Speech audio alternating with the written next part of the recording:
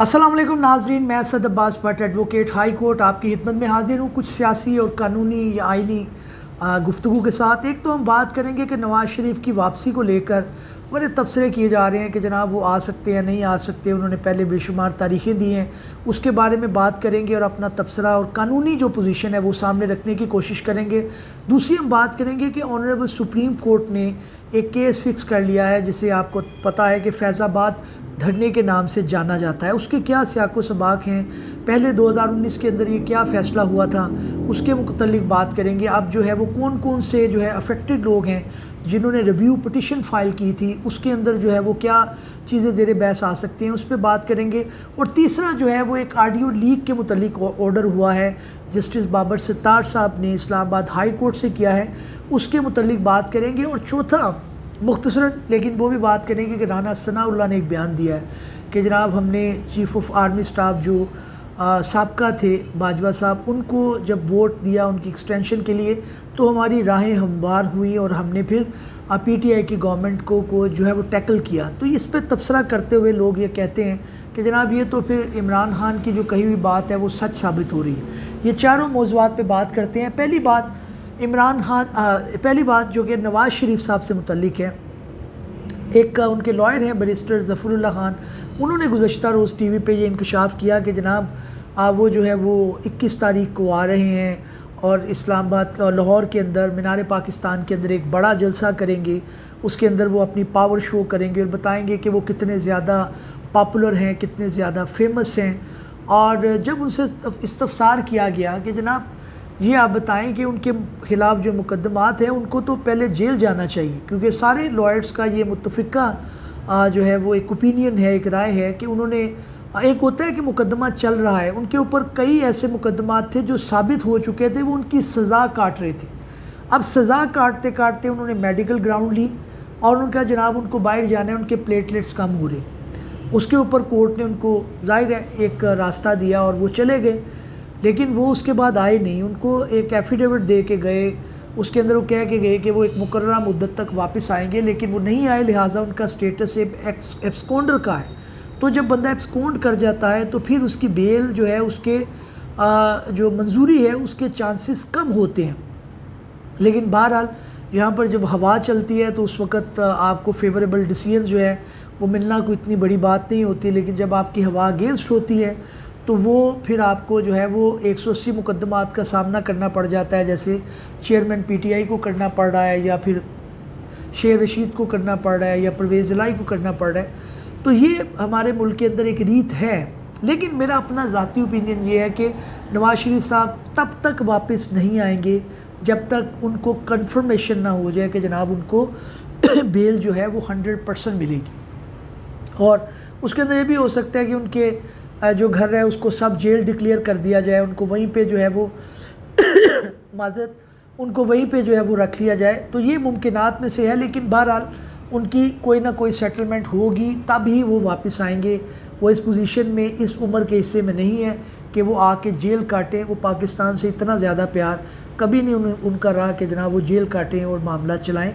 उनको कानून जो है वो का सामना करना पड़ेगा, लेकिन उनको रास्ता कहीं ना कहीं मिल जाएगा। दूसरी आपको जैसे मैंने कहा था कि ख़बर ये है कि जनाब ऑनरेबल सुप्रीम कोर्ट ने जो है वो पाकिस्तान में फैज़ाबाद धरना सानी केस समाअत के लिए मुकर्रर कर दिया है।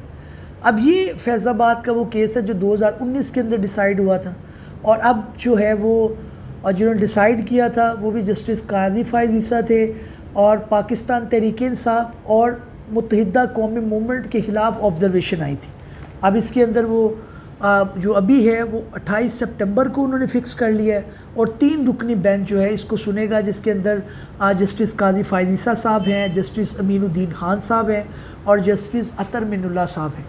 अब ये जो मामला है इसके ऊपर एक तनकीद भी आ रही है कि जनाब पहले ये केस नहीं लगा, एकदम से उन्होंने लगा लिया है, ये कोई कन्फ्रंटेशन चाह रहे हैं इदारों के साथ, क्योंकि इसके अंदर ये भी आ रहा है कि उनके इसी केस की वजह से इदारे उनके अगेंस्ट हो गए थे और उनके ख़िलाफ़ जो रेफरेंस है उसका सामना भी उनको इसी वजह से करना पड़ा था। लेकिन उस वक्त जिन्होंने फ़ैसला दिया था वो जस्टिस काजी फ़ाइज़ ईसा और जस्टिस बशीर आलम पर बेंच था, 2 रुकनी बेंच था और 2019 के अंदर ये फ़ैसला आया था। अब वज़ारत दाखिला समेत मुतासरीन फ़रीक ने 15 अप्रैल 2019 को नज़रसानी की दरख्वास्त फ़ाइल कर दी थी, लेकिन वो आज तक लगी नहीं थी। अब सुप्रीम कोर्ट बार कौंसिल ने सुना है इसके अंदर एक एप्लीकेशन फ़ाइल की है कि जनाब इसको लगाया जाए और वो दोबारा समाअत के लिए मुकर्रर हो गया।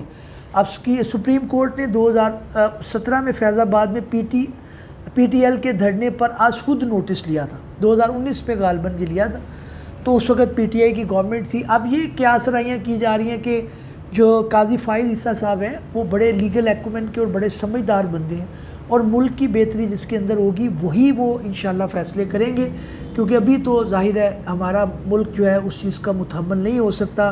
बड़ी मुश्किल से डॉलर नीचे आया है, पेट्रोल अभी वहीं पे है, हालात कोई इतने साजगार नहीं हैं, लोग जो है वो एक कसम पुर्सी का शिकार हैं। तो उसके अंदर काजी फ़ाइज़ ईसा साहब कोई ऐसी जो है वो मेरा नहीं ख्याल कि उसके अंदर कोई कन्फ्रंटेशन आएगी, वो कानून के मुताबिक फ़ैसले देंगे, लेकिन मामलात को आगे भी चलाएंगे, क्योंकि उनको ख़ुद भी इदराक है कि मुल्क किस करवट जा चुका है और जुडिशरी का क्या रोल है। अगली जो बात है जो काबिल ज़िक्र है वो भी इस्लामाबाद हाई कोर्ट से मुतल्लिक़ है। इसके अंदर जस्टिस बाबर सत्तार जो हैं उन्होंने ऑडियो लीक के मुतल्लिक़ जो है वो एक केस चल रहा है उनके पास, जिसके अंदर उन्होंने जवाब तलब किया है। अब देखते हैं सबर में क्या है। इस्लामाबाद हाई कोर्ट की जानिब से ऑडियो केस के खिलाफ केस की समाअत की तहरीरी हुक्मनामे में कहा गया कि शहरियों के इलेक्ट्रॉनिक सर्विलियंस और टेलीफोन कॉल्स रिकॉर्ड की सलाहियत किस इदारे के पास है। अब ये बड़ा एक इम्पॉर्टेंट सवाल है कि जनाब पहले ये तो तयन किया जाए कि कौन सा इदारा है जो ऑडियो लीक को रिकॉर्ड करने की सलाहियत रखता है। व्हाट्सएप की भी रिकॉर्ड हो जाती हैं, आप जिस भी फोरम पे चले जाएँ आपकी ऑडियो लीक रिकॉर्ड हो सकती है। तो ये उन्होंने जानना ज़रूरी पूछा कि पहले ये बताया जाए। उसके बाद उन्होंने तहरीरी हुक्मनामे में मामले पर वज़ीर आज़म ऑफिस, वज़ारत दाखिला और वज़ारत दफ़ा से दोबारा रिपोर्ट्स तलब की गई। पहले भी जमा करवाई थी, उन्होंने कहा दोबारा बताएं और ये बताएं कि किसके पास सलाहियत है। अदालत के जानिब से तहरीरी हुक्मनामे में कहा गया कि जवाब दें किस एजेंसी के पास शहरियों के इलेक्ट्रॉनिक सर्विलेंस और कॉल रिकॉर्डिंग की सलाहियत है। वफाकी हुकूमत की किस डिवीज़न ने अपनी रिपोर्ट में अदालती सवालों के जवाब नहीं दिए। किसी भी हुकूमत ने अदारे ने जवाब नहीं दिए तो जज साहब ने पकड़ लिया, क्योंकि बाबर सत्तार साहब खुद भी एक तजिया कार भी रहे हैं, ऑनरेबल जस्टिस हैं, वो बड़ा कॉम्पिटेंट राइटर थे, ये जंग में लिखते थे और उनके आर्टिकल हम बड़ा जो है वो खुशी से पढ़ते थे और बड़ा उसके अंदर एक नॉलेजेबल चीज़ होती थी, बड़ी रिसर्च बेस्ड आर्टिकल लिखते थे। तो वो मामले की जड़ तक जा रहे हैं, पहले ये तो पता चले ताकि मुल्क के अंदर एक आपको कानून की बालादस्ती नज़र आए। किसी की फ़ोन रिकॉर्ड हो गया, किसी का हो गया, तो पता नहीं चलता कि कौन सा इदारा कर रहा है। तो ये उन्होंने एक अच्छा इक़दाम उठाया है। फिर उन्होंने तहरीरी हुक्मनामे में जस्टिस बाबर सत्तार ने हिदायत की है कि वफाकी हुकूमत और मातहत इदारे अदालती सवालों के जवाब बात पर मुश्तमिल नई रिपोर्ट जमा करवाएँ। दूसरी सूरत में अदालत इंटेलिजेंस एजेंसीज़ और टेलीकॉम ऑपरेटर से बराह रास्त जवाब तलब करेगी। यानी उन्होंने कहा कि फिर आपने ये नहीं कहना, फिर हम डायरेक्ट पूछेंगे।